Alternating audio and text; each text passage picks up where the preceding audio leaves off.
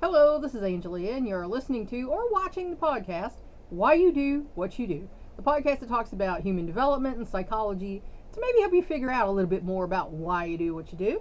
And last time we were talking about moral leadership in middle and late adulthood.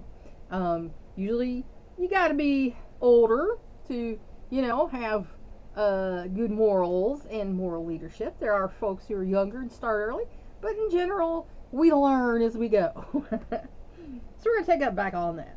While their actions often meant risk and hardship, these people did not see themselves as courageous. Because if you're a moral leader, you're not really worried about yourself. You're worried about, the people that you're leading.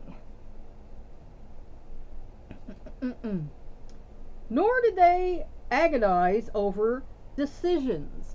A lot of people do. They agonize over decisions. It's anxiety and fear that causes that usually. And if you're decisive and you know what you're doing is the right thing, then you don't have to agonize over it, Since their personal and moral goals coincided, they just did what they believed needed to be done. And, that's what you do. I've had people, ask me how are you so patient, how you're so calm, and I'm not 24/7, that's for sure, but because I do have a moral code and I do what I believe is right. Nor calculating personal consequences to themselves or their families, and not feeling that they were sacrificing or martyring themselves.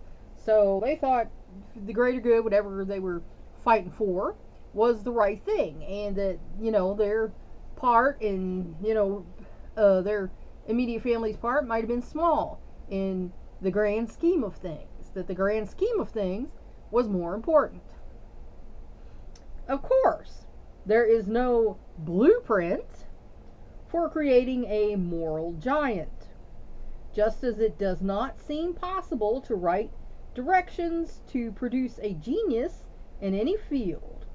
So, one size does not fit all in moral leadership and genius.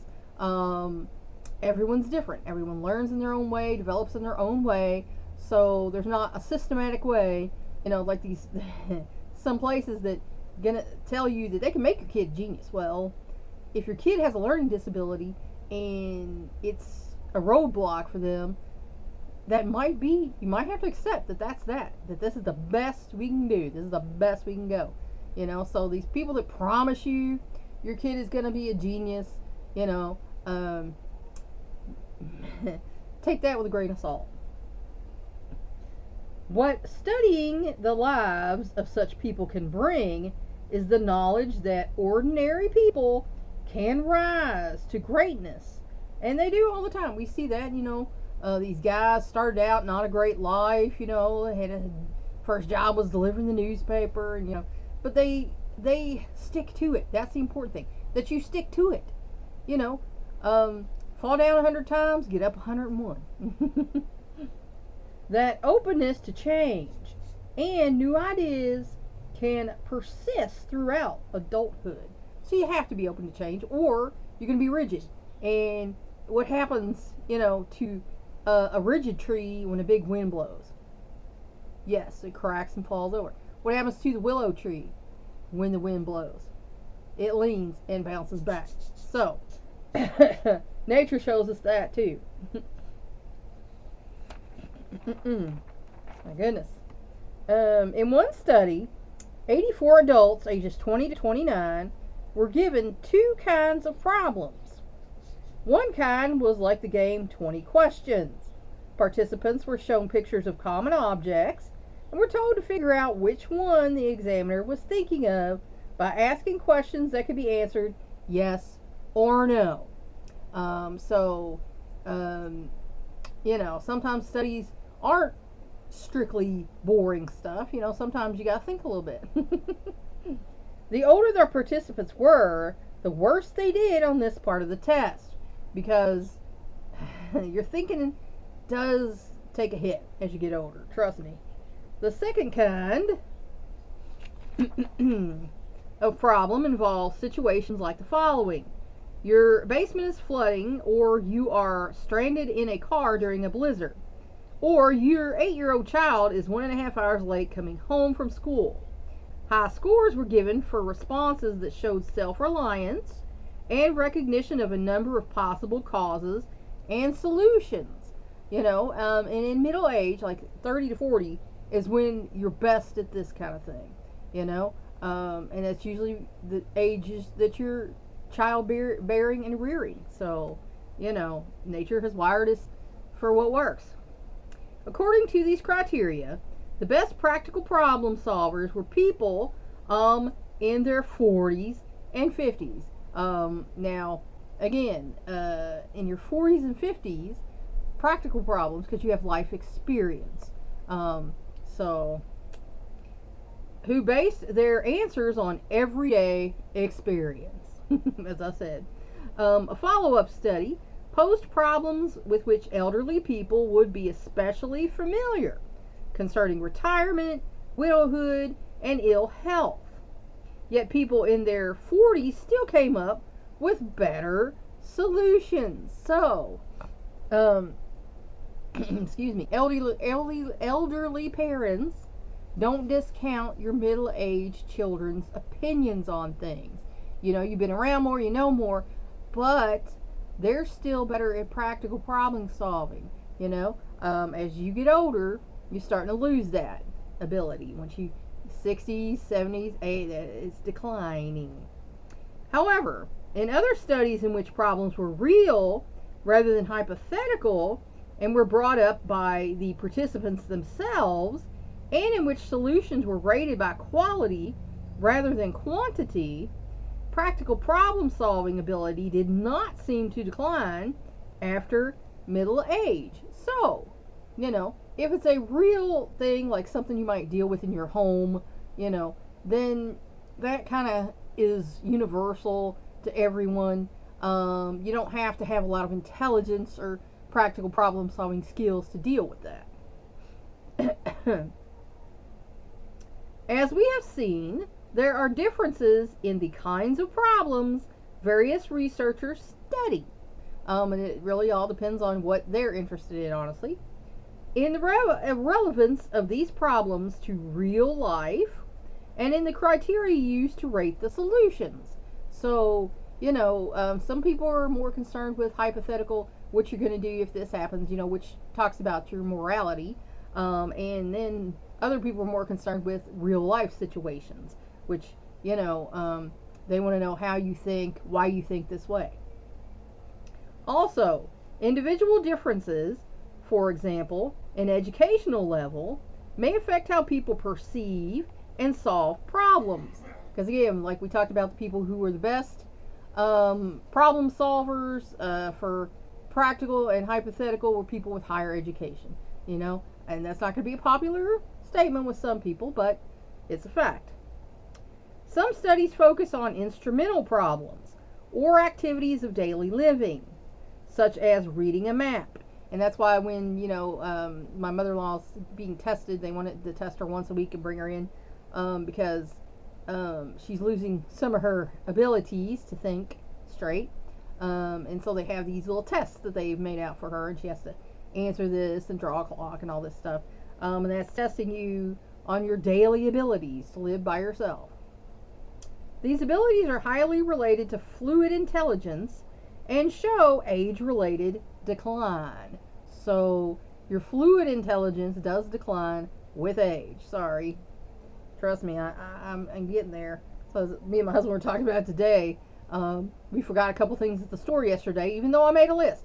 And was checking it off. And still somehow we forgot these things, overlooked them.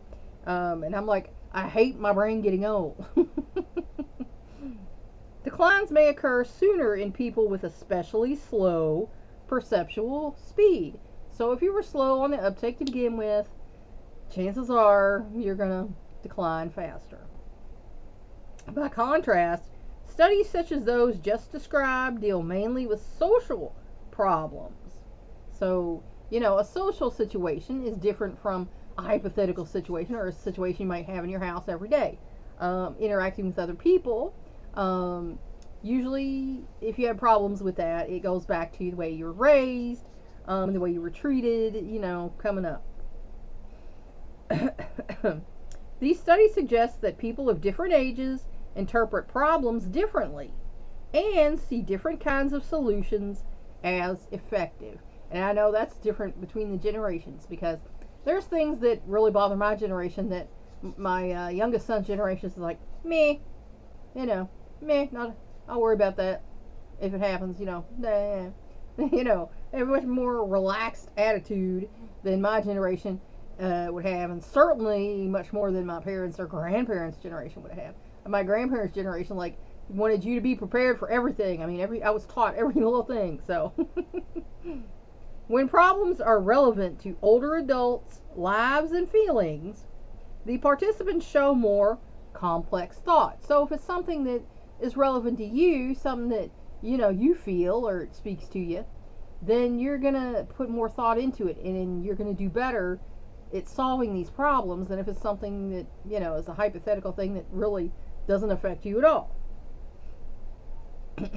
On this type of problem, both middle-aged and older adults tend to do better than younger ones, and that's back because we have more experience than the younger folks. They have more extensive and varied repertoires of strategies to apply to different situations. So, the more experiences you have, the more experience you have to draw on to solve problems. One thing seems clear. Middle-aged people tend to be effective, practical problem solvers. So, middle-aged folks, sometimes you're going to have to step in for the younger folks and the older folks, because you got the brains for it. If the function of intelligence is to deal with real life problems, the strengths of mature thought in midlife are plain. So, you middle-aged folks, don't feel like you're not young anymore. You got something the younger folks don't have, which is problem-solving skills and experience. Excuse me. Creativity. At about age 40, Frank Lloyd Wright designed Roby House in Chicago. Agnes DeMille choreographed the Broadway musical Carousel. And Louis Pasteur developed the germ theory of disease. And so these folks are, in their 40s. Charles Darwin was 50 when he presented his theory of evolution. Toni Morrison won the Pulitzer Prize for Beloved, a novel she wrote at about 55. But creativity is not limited to the Darwins and DeMilles. Anybody can be creative. We can see it in an inventor who comes up with a better mousetrap, or a promoter who finds an innovative way to sell it. Creativity begins with talent. But talent is not enough. Children may show creative potential. That's what, when I was a kid, and one of my elementary school teachers, sent a note home with her mom and says, she shows really good creative potential. Now, I like doing art. I do art. I'm never going to be Da Vinci. I'm going to tell you that right now. I like impressionistic. I like things to show how things make me feel. I like art that's like that. I like Monet. I like, Van Gogh. I like sometimes Dolly. But I like things that evoke a feeling and show a feeling. So, the perfect lines and beauty of Da Vinci is never going to be, something you're going to see coming out of me. But in adults, what counts is creative performance. What and how much a creative mind produces. So, it's something that you do on a regular basis. Now, I don't always get to squeeze that in of a day.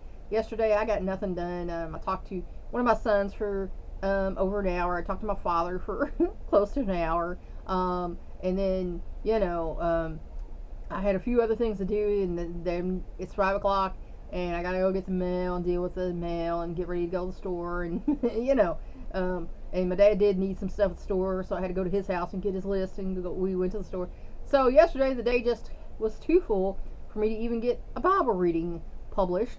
So I still sit here and pray, but I didn't get it to make a video. Creative performance is the product of a web of biological, personal, social, and cultural forces, because they all go into shaping a creative ability. If you're not, encouraged to be creative, then you're not going to be. And then if you get in a situation where you are, and then you're going to start creating. I won in the Q-Tips art contest in 1979. I made a picture, and our art class did, and I got a certificate. Nobody else did, and other people were mean to me about that. And my parents were not super supportive, and they said, "Well, I don't know why they think that was so great," And of course that makes you feel like, well, I did this thing, I succeeded, I got recognized for it, but maybe it wasn't that great because they said it wasn't, and that impacts a person. So be encouraging of creativity, because you never know who's going to be the next, Monet or Van Gogh, or maybe not him. Just keep the ears on.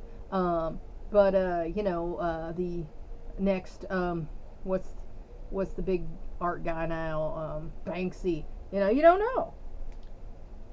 It emerges from the dynamic interaction among the creator, the rules and techniques of the domain, and the colleagues who work in that domain.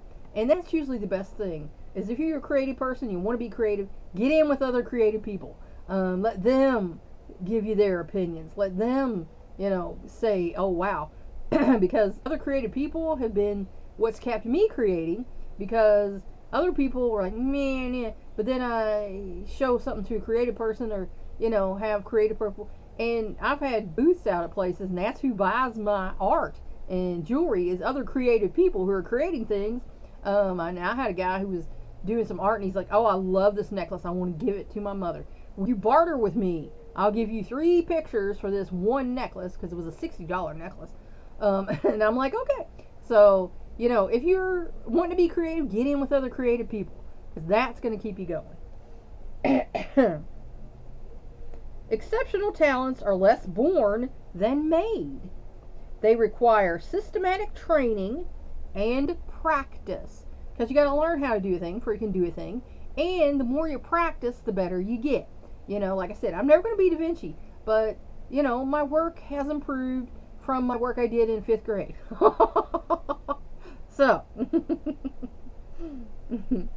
extraordinarily creative achievement, according to one analysis, results from deep, highly organized knowledge of a subject. So you're going to succeed at something that you know about and that you practice at. And that's why I say about, as far as encouraging young children who or young adults who really don't know which way to go, look at your grades. What was the thing you were best at in school? Because chances are that was the thing that was easiest for you and that you were most interested in, and that's going to be the thing that's probably going to take you further in life. Intrinsic motivation to work hard for the sake of the work, and you gotta be willing to work hard for the work. Nothing ever comes easy. No one's dropping nothing in your lap. You gotta work for it. Nor for external rewards. Again, it ain't gonna fall on your lap. You gotta work. When I was wanting to go out there and do ministry, I ended up being like a guest professor at our local university twice, and another university twice. And that's because I kept putting myself out there. Sending out flyers, business cards, advertising my classes, on social media and everything. And you got to do the work if you want to actually do the thing. You can't sit on your booty and expect somebody to give it to you, because that's never going to happen. And a strong emotional attachment to the work. Like I said, there's some people who are too emotionally attached to their work. You got to learn when you can step back a little bit and let somebody else drive for a little while.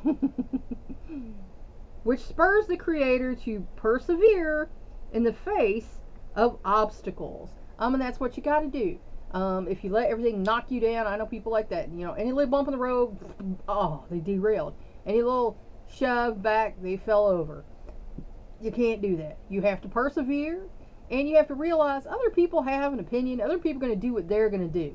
But you need to do what you want to do. And your opinion actually is the one who matters the most besides God's. So, what carries in Einstein over the threshold from competent but ordinary, thinker to extraordinary, and creative, my goodness, and creative thinker, says Keegan, is the acquisition of expert knowledge. And that's what it is. I didn't just open a ministry. I talked to a man who was an ordained minister. I talked to a woman who had her own ministry and subscribed to their newsletter and looked at that. I talked to some other women ministers here in our community. And then I could launch and decide what I was going to do and how I was going to do it. And when we started the charity, we went and sat in on meetings with other charities, and had meetings with other charities, and went online and find out how people have done a thing. So you can't just, come unprepared. You got to learn how to do what you want to do, and then perfect your craft, as they say. A person must first be thoroughly grounded in a field before she or he can see its limitations. And there are limitations in every field. I mean, let's face it. I know people who are actors, but they never made it big. I know people who did make it big, and they're millionaires and everything. But I know actors who love acting and really have done parts, in movies. I've had a part in a couple of movies and been in TV shows. But, like I said, there are actors who work at their day job. There are actors who work other jobs so they can go and do the things they love. Like the joke is that every bartender and, barista in Hollywood is an actor. And that's probably true. But you got to see there's a limitation, and deal with that. Because if you only live for the one thing and then the one thing never happens, your life is going to be destroyed. One thing cannot be your life. It can be a part of your life, but it cannot be your life. So realize there might be limitations to what you want to do, especially geography plays a part in that. If you were in a small town, you might get to open a little local theater and y'all have a little production, once every couple of weeks or whatever. But you're not going to have a big movie producer discover you out in, Podunk, Iowa or whatever, you know what I'm saying? So there's going to be some limitations. Envision radical departures. So sometimes you're doing one thing and you see, you know what? I see that I could go do this other thing. I think I would like to do that. And then stop and go do that. Like from my ministry came the charity. Because I saw, well, I can't reach as much. I don't have the money to do as much. But if we started a charity and people were giving us donations, we could afford to have more programs and present these programs in the community and have more people have access to these programs. And so, like I said, we did that for 9 years. We helped like 188 people. So, but the support was not there. So again, there was a limitation to what we could do based on community support. So you have to be a realist sometimes, and not like I said, one thing can't be your life. It can be a part of your life, but it can't be your life. Like I know people, that's all I can do. That's my thing. That's it. Well, you're going to have a rough life because, you have to be able to adapt. Develop a new and unique point of view. And sometimes we do that. Experience teaches us. And we develop a new and unique point of view. And that's good because that's adaptability. And, as we all know, creatures who can't adapt die. So, it behooves you to be adaptable and flexible in your thinking. However, the relationship between creativity and experience is complex. In a study of the careers of 59 classical composers, creativity did not follow a straight upward course, because not everybody's the same, not everybody's going to do things the same, not everything is going to happen exactly the same for everybody. Later compositions often were aesthetically successful, that were more successful than previous ones, and that's because you get better with practice. And the amount of time spent in general musical training and composition was more predictive of aesthetic success in a particular genre. And again, you know, how they say if you want to be really successful, super successful, do one thing and do it great. Now, a lot of us, we like a lot of different things, and so, you know, maybe we'll never be great. I don't know. Such as composing operas, then was the amount of time spent working in that genre. So, honing your skills is more important than the time that you put in on a certain thing.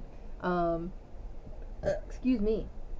So if you wanted to do something specific, you could practice at that for 10, 30 minutes a day, and that would behoove you more than trying to go out and do more things, you know, because that's just going to wear you out. These findings suggest that overtraining in a particular genre may hamper creativity.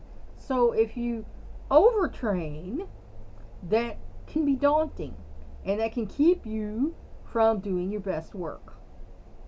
And that versatility, not just expertise, may count. So again, you have to be versatile. You have to have flexible thinking, and that's going to be more important than your actual ability. Highly creative people are self-starters. I can't tell that too much. I used to tell my coaching class, my students, you got to be a self-starter. No one's going to shove you out of it. No one's going to get you going. No one's going to be there, you know. Mommy, daddy going to tell you, do it. Well, they might, who knows. But you got to be a self-starter. And that's when I was advertising for people to join our board. I was like, self-starters and self-finishers a plus. Because you have to be a self-starter to get things done. And you have to be a self-finisher to stick through to the end and wrap up what you need to wrap up. And risk takers. Nothing was ever gained by not taking the risk. I ran the risk when I started a ministry of being ridiculed because I went through a church that was not super popular. Excuse me. It wasn't the norm here in my city. I ran the risk of people laughing at me, coming at me, because there are several denominations that do not believe women can be ministers. And I was chased out of a church one time by some of these people, and the Lord like saved me, because they come running out of the church after me, just because I asked, do they have any women ministers? Oh no, that's not biblical. Are you a woman? Oh, I'm gonna tell the pastor. These deacons come out chasing me, and then like they ran right past the car. I was standing right there, and the one guy's like, "Is that her?" And he's like, "No, I saw her in Bible school. That's not her." And I was like, "Thank you, Jesus." But you know, you gotta take some risks. You gotta break some eggs to make a cake, as they say. They tend to be independent, and you have to be. You can't rely on other people all the time, and think you're gonna do anything, because you're gonna rely on other people's opinions and not your own, and that's gonna hold you back. Nonconformist. Again, if you're going along doing what everybody else is doing, you're not very special, are you? Unconventional. Too many people worry about conventional wisdom. You need to be post-conventional. You need to be unconventional and do you. That's what you need to do, baby. Do you. And flexible. Again, if you're rigid, you're going to break. If you're flexible, you're going to bounce back from situations that, you know, might have broken someone else. And they are open to new ideas and experiences. And you have to be open to new ideas and experiences. Otherwise, you're never going to grow as a person. Their thinking processes are often unconscious, leading to sudden moments of illumination. You get inspiration. Oh, like I was watching a show earlier today, and they were talking about being protected, and they used it like ADT, and I'm like, oh, that would be a great T-shirt. I'm gonna make this T-shirt. HSP, Holy Spirit protected. Secure system. I thought that would be like a great T-shirt. So you never know when something's gonna hit you. Like Gandhi, they look at a problem more deeply than other people do and come up with solutions that do not occur to others. And that can only be achieved by flexible thinking. If you're thinking it's hard and rigid and no one else's opinion can play any part, you're not going to have any creative thinking, because you can't. You're going to have this one way that it has to be, and then anytime any other way comes along, that's going to smack you and you're going to crack. So, excuse me. If you're going to be a creative person, you need to be flexible. You need to get in with other people who are doing the same thing you're doing, and get their opinions. Because sometimes well-meaning other folks, who are trying to keep you from maybe getting hurt, are going to tell you things to hold you back, So you need to get in there with folks, and you need to think and be flexible, and then you can see where things are leading you. You can kind of start to see a path, and then you walk on your path, and that'll take you somewhere. And that's where I'm going to leave you for today. I hope that helped you figure out maybe a little bit more about why you do what you do. Please like and share this educational program, so we can get it around the world. Thanks for watching. If you want to help me out, please subscribe to my YouTube channel. If you want to help me out even more, go to my Patreon page and become a patron. That's all for now. Until next time.